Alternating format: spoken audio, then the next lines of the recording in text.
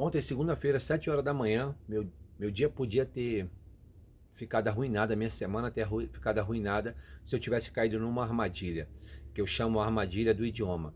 E enquanto eu fiz uma ligação para uma empresa, porque o carro da empresa estava com defeito, precisou vir assistência técnica, eu reparei que a pessoa que estava ao telefone, e deu para ver nitidamente que era um nativo de inglês, eu percebi isso na ligação.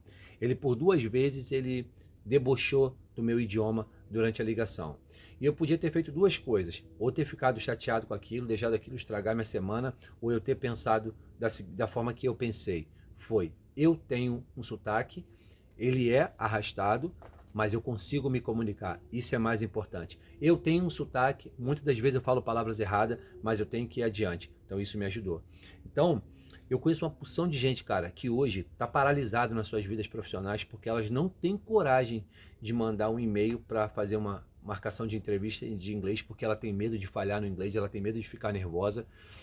E o meu conselho para você, não permita mais que isso aconteça. Coloque um basta na sua vida hoje, sente no seu computador, no seu celular e mande currículos para as empresas. Não tenha medo da empresa, mas o que ele vai achar do meu inglês? O meu inglês está travado. Ele vai olhar quem é você, ele vai olhar a sua experiência profissional e o inglês ele vai vindo. Eu tenho um amigo que ele sempre disse para mim isso: Marcos, não fica preocupado, o inglês vai vir.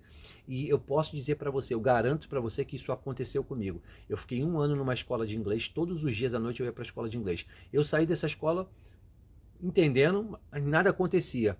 Aí eu fui passar um tempo em Portugal. Enquanto eu estava em Portugal, eu ficava o tempo inteiro, cara, todo o meu tempo livre que eu tinha, eu botava o fone de ouvido e eu ouvia TED Talk, as palestras. Aí eu botava de todos os tipos de tópico.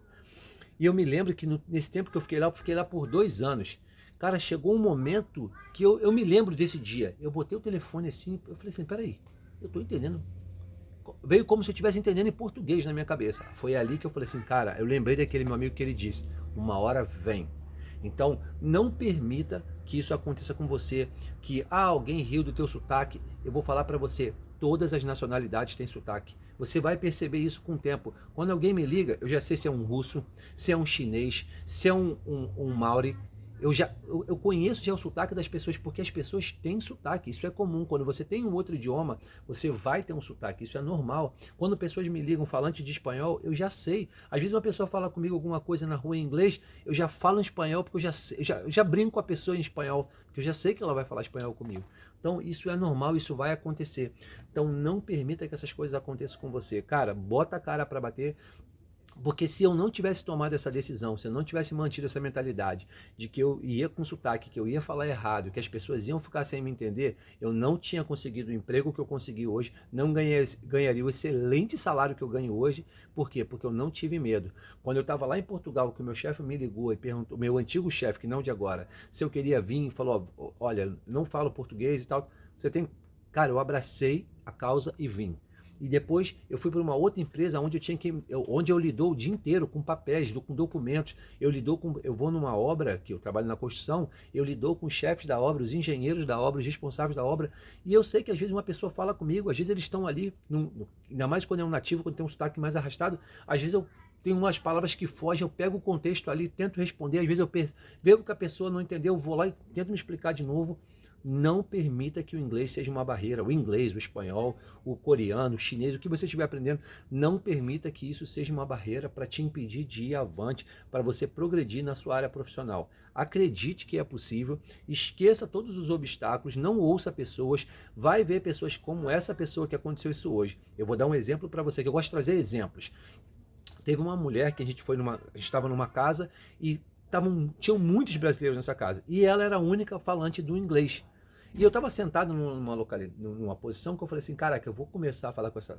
Tava todo mundo conversando em português. Eu falei, pô, olha, eu vou me aproximar dela para pedir desculpa até para ela, porque ela tá aqui, e aqui tá todo mundo na vontade. Quando eu pensei em falar isso para ela de longe, ela olhou para mim, justamente para mim, e falou que eu estava sendo rude, porque eu estava conversando com a minha esposa em português e não estava falando inglês.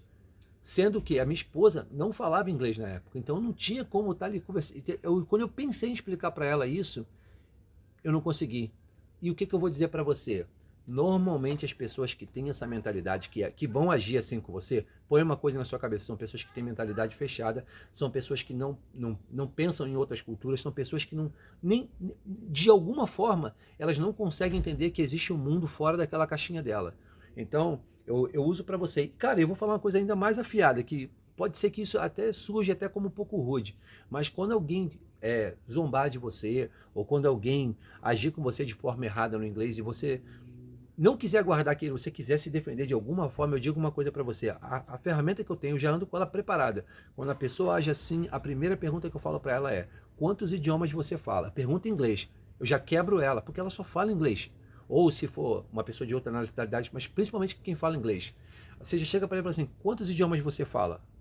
Eu te garanto que uma pessoa que vai agir assim com você por causa do seu sotaque é uma pessoa que só fala inglês. Você vai quebrar ela, porque você já fala o seu idioma, o seu nativo, e você ainda está aprendendo inglês, você às vezes já sabe até outra língua. Então, não permita que o mundo à sua volta venha te pedir de crescer. Principalmente porque na estrutura corporativa que nós temos no mundo hoje, o inglês é a maior ferramenta do mundo para você se comunicar nos business. Então, cara, vai em frente, acredita que é possível, foca nisso, porque isso vai te abrir portas. Às vezes você está trabalhando num lugar que está ganhando um valor pequeno e você pode ir para uma outra empresa que você vai ganhar o dobro, o triplo, às vezes será 5 vezes mais do que você trabalha, do que você ganha hoje, porque essa empresa é um ambiente corporativo que só se fala inglês.